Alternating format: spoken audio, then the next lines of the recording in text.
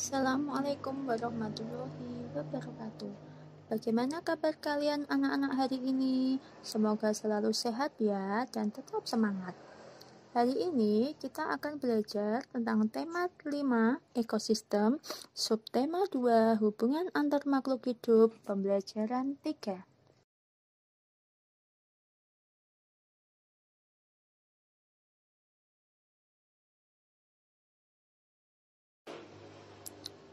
Tujuan dari pembelajaran kita hari ini yaitu 1. Dengan membaca teks bacaan berjudul Sistem Irigasi Subak, kita dapat menentukan pokok pikiran dari bacaan tersebut dengan benar. Yang kedua, dengan membaca teks bacaan berjudul Sistem Irigasi Subak, kita dapat menyimpulkan isi bacaan dengan benar. Yang ketiga, dengan melihat tayangan video tentang kenampakan alam, kita dapat menyebutkan contoh kenampakan alam dengan benar. Yang keempat, dengan membaca teks bacaan tentang proklamasi, kita dapat menjawab dengan tepat pertanyaan-pertanyaan yang berhubungan dengan peristiwa bersejarah dengan tepat. Sistem irigasi Subak. Subak merupakan sekumpulan petani di Bali yang mengelola sistem irigasi yang ada di sebuah kawasan pesawahan. Kawasan pesawahan itu biasanya dibatasi oleh kenampakan alam seperti sungai, jurang, atau kenampakan alam lain yang jelas terlihat. Satu kelompok subak biasanya memiliki satu sumber air yang mengalir ke sungai yang melewati atau berada dekat dengan pesawahannya. Para anggota kelompok subak menggunakan sistem gotong royong dan saling bantu dengan cara meminjam air, bukan utang piutang. Dengan demikian, setiap anggota harus bertanggung jawab terhadap penggunaan air, juga terhadap petani lain sesama anggota subak. Sistem irigasi subak dipimpin oleh seorang pengatur yang disebut pekaseh atau klen subak. Para pekaseh bekerja sama dengan para kepala desa dan perangkat desa dalam menjalankan tugasnya. Para pekaseh ini diangkat oleh petani, bukan oleh perangkat desa. Mereka mengatur dan memberitahukan ketersediaan air pada areal persawahan kelompoknya. Apabila kekurangan air, sistem pinjam air dijalankan agar semua petani mendapatkan air yang cukup untuk sawahnya. Sistem irigasi subak dibangun oleh masyarakat Bali sejak beratus tahun lalu sebagai bentuk kemandirian masyarakat dalam mengatasi persoalan air irigasi. Semua persoalan pertanian dibahas secara musyawarah dan perencanaan yang baik, termasuk di dalamnya membahas rencana pengairan, cara menjaga kualitas air, jumlah air yang akan mengalir, dan waktu pengairan, termasuk siapa saja yang akan melakukannya.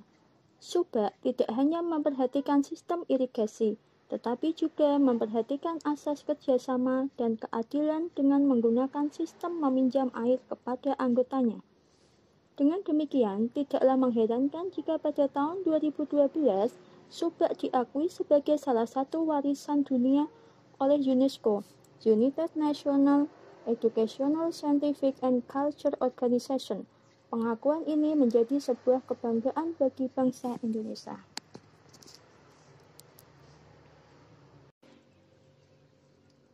Nah, selanjutnya kita akan belajar tentang kenampakan alam. Kenampakan alam ada dua, yaitu kenampakan alami dan kenampakan buatan. Silakan disimak video berikut. Hai teman-teman, hari ini kita akan mempelajari tentang kenampakan alam dan buatan. Kamu tahu seberapa kayanya negeri kita? Negeri kita adalah surga, Zamrud Khatulistiwa. Negeri kita sangat subur dan kaya. Bahkan tongkat kayu pun bisa tumbuh jadi tanaman. Sekarang ayo kita kenali lebih banyak negeri kita tercinta, Indonesia. Jika kamu sudah kenal, maka pasti akan sayang. Kalau sudah sayang, pasti akan merawat keindahan dan kekayaan negeri ini dengan sebaik-baiknya. Kita akan kelola kekayaannya secara mandiri dan jangan sampai direbut oleh bangsa lain. Ayo kita mulai belajar. Kenampakan alam adalah segala sesuatu yang nampak di permukaan bumi atau alam. Permukaan bumi kita itu terdiri atas daratan dan perairan. Di bagian daratan ada dataran rendah, dataran tinggi, pegunungan, dan pantai. Sedangkan bagian perairan ada sungai, danau, selat, teluk, laut, dan samudra. Indonesia memiliki banyak gunung dan pegunungan. Ada yang berapi dan ada yang tidak berapi. Gunung berapi ada yang masih aktif dan ada yang sudah mati. Coba perhatikan di peta. Gunung berapi simbolnya adalah segitiga merah. Sedangkan gunung tidak berapi adalah segitiga hitam. Semburan gunung abu dan lava gunung meletus dapat menyuburkan tanah di sekitarnya loh. Indonesia juga memiliki banyak hutan. Hutan kita digunakan untuk cagar alam, hutan lindung, dan suaka marga satwa. Cagar alam yang terkenal misalnya cagar alam Rafflesia di Bengkulu, cagar alam Ujung Kulon di Banten, dan cagar alam Puting di Kalimantan Timur. Di setiap provinsi di Indonesia terdapat banyak sungai. Ada sungai yang panjang dan lebar, dan ada juga yang sempit dan pendek. Sungai yang panjang dan lebar banyak terdapat di Kalimantan dan Sumatera. Biasanya digunakan sarana transportasi antar provinsi. Sedangkan sungai di Jawa biasanya dipakai irigasi. Tahukah kalian sungai apa yang terpanjang di Indonesia? Sungai terpanjang di Indonesia adalah Sungai Kapuas di Kalimantan Barat. Selain sungai, Indonesia juga memiliki banyak danau. Ada dua jenis danau, danau alami dan buatan. Danau alami terjadi karena peristiwa alam, yaitu patahan di permukaan bumi. Misalnya seperti yang terjadi pada Danau Toba di Sumatera. Sedangkan danau buatan biasa disebut waduk, dibuat dengan cara membendung aliran sungai. Misalnya Waduk Gajah Mungkur di Wonogiri, Jawa Tengah. Jika kalian memperhatikan peta, ada kenampakan alam berupa selat. Tahukah kalian apa itu selat? Selat adalah perairan sempit di antara dua pulau yang saling berdekatan. Di Indonesia ada banyak selat, misalnya Selat Malaka, Selat Berhala, dan Selat Mentawai di Sumatera. Selain selat, ada juga teluk. Teluk adalah bagian laut yang menyempit dan masuk ke daratan. Misalnya Teluk Cendrawasih dan Teluk Berau di Papua. Selain selat dan teluk juga ada tanjung. Apakah ada yang tahu apa itu tanjung? Tanjung adalah bagian daratan yang menjorok ke laut. Misalnya Tanjung Lumut di Sumatera Selatan. Kenampakan alam selanjutnya ialah daratan. Dataran adalah daerah yang datar, rata, atau landai. Dataran terdiri atas dataran tinggi dan dataran rendah. Dataran rendah biasanya dialiri sungai yang besar dan panjang. Kalau di peta, dataran rendah diberi tanda warna hijau. Sedangkan di dataran tinggi adalah dataran yang berada di atas 200 meter di atas permukaan laut. Dikelilingi oleh pegunungan. Makin tinggi, makin dingin, dan sering berkabut. Sekarang kita pelajari mengenai kenampakan buatan. Di negara kita banyak sekali pelabuhan, karena negara kita adalah negara kepulauan. Kira-kira pelabuhan apa saja yang kamu ketahui? Pelabuhan adalah tempat berhenti atau berlabuhnya kapal laut. Pelabuhan yang terkenal misalnya Teluk Bayur di Medan, Tanjung Priok di Jakarta, dan Tanjung Perak di Surabaya.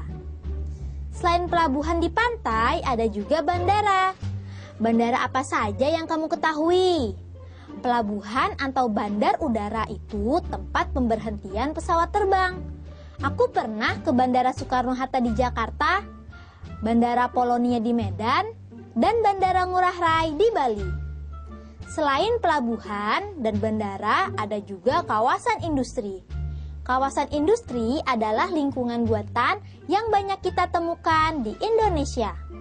Kawasan industri utama adalah pabrik. Kawasan industri yang terkenal misalnya pabrik pupuk Sriwijaya, pabrik semen Gresik, pabrik kertas Padalarang, pabrik besi Bajak Krakatau Steel di Cilegon. Negara kita juga punya banyak perkebunan. Ada perkebunan karet di Gunung Kawi dan Gunung Kelut, Jawa Timur. Ada perkebunan kopi di Deli dan Tapanuli, Sumatera Utara. Ada lagi perkebunan kelapa sawit, teh, kina, coklat, dan masih banyak lagi yang tersebar di wilayah Indonesia kita yang sangat subur. Lingkungan buatan diciptakan untuk memenuhi kebutuhan manusia. Ada dampak positif dan negatifnya. Waduk bermanfaat sebagai irigasi, pembangkit listrik, dan objek wisata. Dampak negatifnya jika dijadikan objek wisata adalah masuknya budaya luar, perjudian, pergaulan, pornografi, dan sebagainya. Begitu juga dengan adanya kawasan pabrik, perkebunan, dan pelabuhan. Keuntungannya adalah terbukanya lapangan pekerjaan bagi masyarakat. Selain itu, mereka juga bisa membuka usaha catering, warung nasi, toko, dan rumah kontrakan. Namun ada juga kerugiannya, yaitu limbah yang baunya tidak sedap, penyakit mata, dan saluran pernafasan. Jika limbah pabrik tidak didaur ulang, menyebabkan tercemarnya air tanah dan membunuh organisme yang ada di dalamnya. Selain kenampakan alam dan buatan, Indonesia juga kaya dengan flora dan fauna.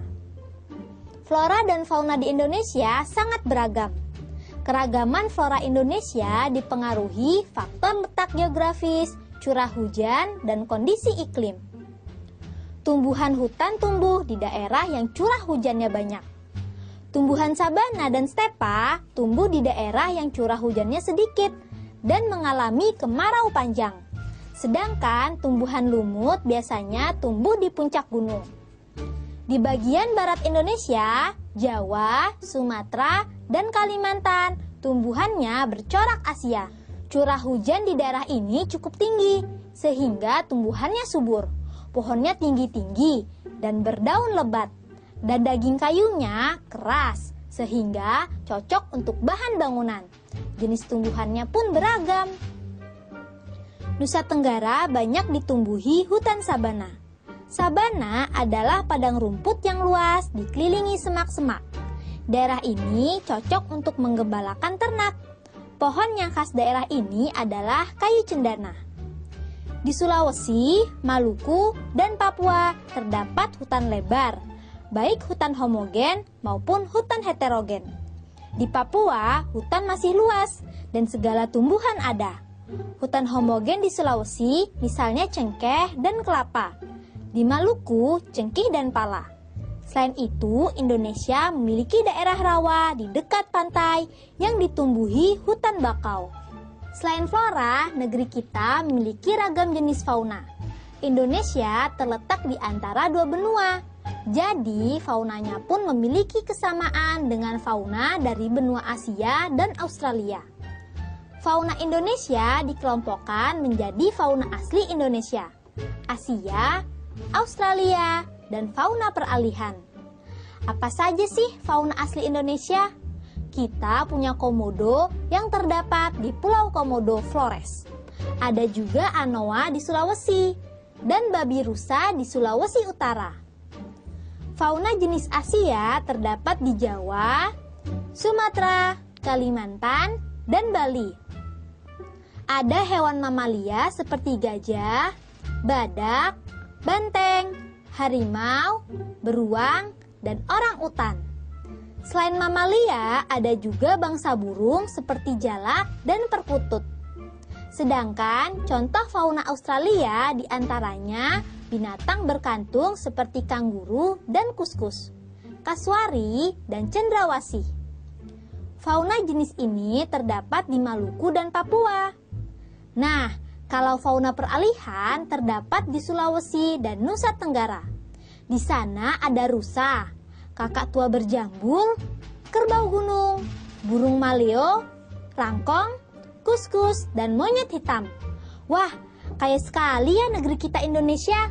Indonesia memang negara yang hebat. Oh iya, pernahkah kalian memperhatikan Di Indonesia terdapat perbedaan waktu atau jam. Misalnya, jika sekarang di Jakarta pukul 10, maka di Irian saat ini pukul 12. Mengapa demikian ya?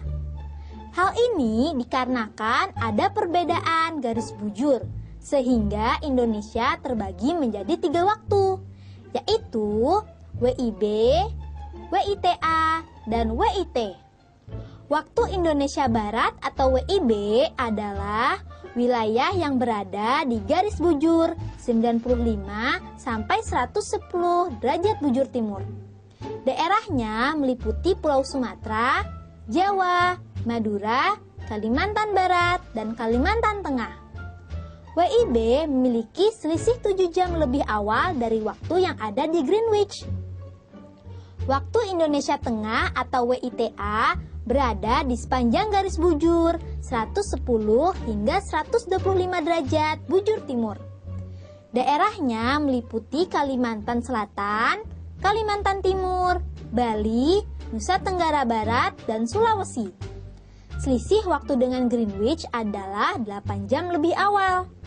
Sedangkan WIT berada di sepanjang 125 hingga 141 derajat bujur timur. Daerahnya meliputi Provinsi Maluku, Maluku Utara, dan Papua. WIT memiliki selisih 9 jam lebih awal dengan Greenwich. Bagaimana? Menyenangkan bukan mempelajari banyak hal tentang negeri kita tercinta Indonesia?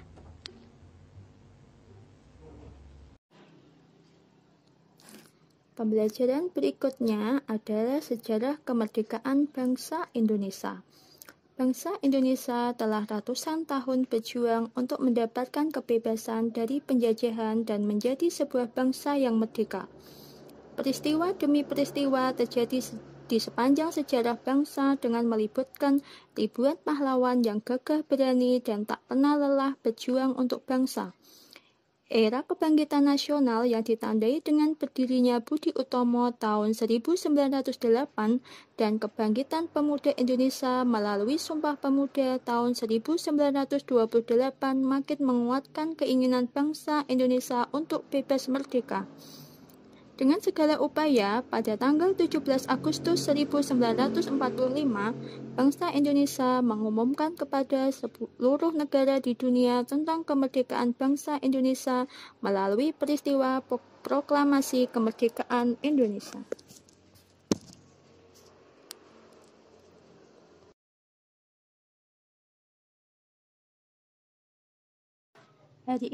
Hari ini kita telah belajar tentang sistem irigasi subak di Bali, kenampakan alam. Kenampakan alam ada 2, yaitu kenampakan alami dan kenampakan buatan, serta sejarah kemerdekaan bangsa Indonesia. Untuk hari ini sampai di sini ya pelajarannya, semoga bermanfaat. Wassalamualaikum warahmatullahi wabarakatuh.